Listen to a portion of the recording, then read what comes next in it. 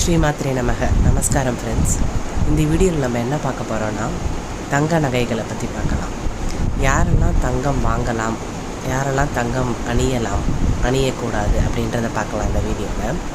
ஜென்ரலாக தங்க நகைனாலே எல்லாருக்குமே ஒரு ஆசை இருக்கும். இதில் பெண் மட்டும் கிடையாது, ஆணுக்கும் ஆசை உண்டு.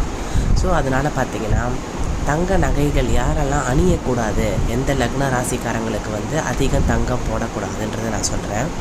பொதுவாகவே பார்த்திங்கன்னா மிதுன லக்னக்காரங்க, கன்னி லக்னக்காரங்க, மிதுனம் லக்னம் அல்லது ராசி, கன்னி லக்னம் இல்லை ராசி, இவங்க 2 லக்னக்காரங்களும் அதிக அளவில் தங்க நகைகள் போடாமல் இருக்கிறது ரொம்ப நல்லது.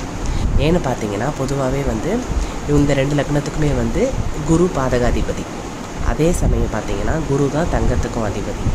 ஸோ முடிஞ்ச வரை இவங்க 2 லக்ன ராசிக்காரங்க அவங்களுக்கு எது எசென்ஷியலோ அதுக்காக மட்டும் தங்கம் யூஸ் பண்ணால் போதுமே தவிர அதிகமாக ஆடம்பரமாக தங்க நகைகள் அவங்களுக்கு சேர்த்துக்கிறது நல்லது இல்லை. ஸோ நல்லா ஞாபகம் வச்சுக்கோங்க. மிதுன லக்ன ராசிக்காரங்க முடிஞ்ச வரை தங்க நகைகள் வாங்கிக்கிறது குறைச்சிக்கோங்க. ஆனால் அவங்க வீட்டில் வேறு லக்னக்காரங்க ராசிக்காரங்க இருப்பாங்க, அவங்களுக்கு நீங்கள் சேர்த்து வாங்கி கொடுக்கலாம். ஆனால் நீங்கள் உபயோகிக்கிறது கம்மி பண்ணிக்கலாம். ஸோ இது ஒரு பாயிண்ட் நல்லா ஞாபகம் வச்சுக்கோங்க. யார் நிறையா யூஸ் பண்ணலாம் தங்க நகைகள், யார் நிறையா யூஸ் பண்ணலான்னு பார்த்தீங்கன்னா மேஷ லக்னக்காரங்க, சிம்ம லக்னக்காரங்க, தனுசு லக்னக்காரங்கெல்லாம் அதிகமாக யூஸ் பண்ணலாம். நிறையா நீங்கள் வாங்கி யூஸ் பண்ணி போட்டுக்கலாம். உங்களுக்கு அதனால் நிறையா லாபங்களும் இருக்கும், அதே சமயம் உங்களுக்கு நல்ல அதிர்ஷ்டமும் கிடைக்கும். ஸோ இந்த டிஃப்ரென்ஸ் மட்டும் பார்த்துக்கோங்க. யார் யூஸ் பண்ணக்கூடாதோ மிதுன லக்னம், கன்னி லக்னம் அதிகமாக யூஸ் பண்ணாதீங்க.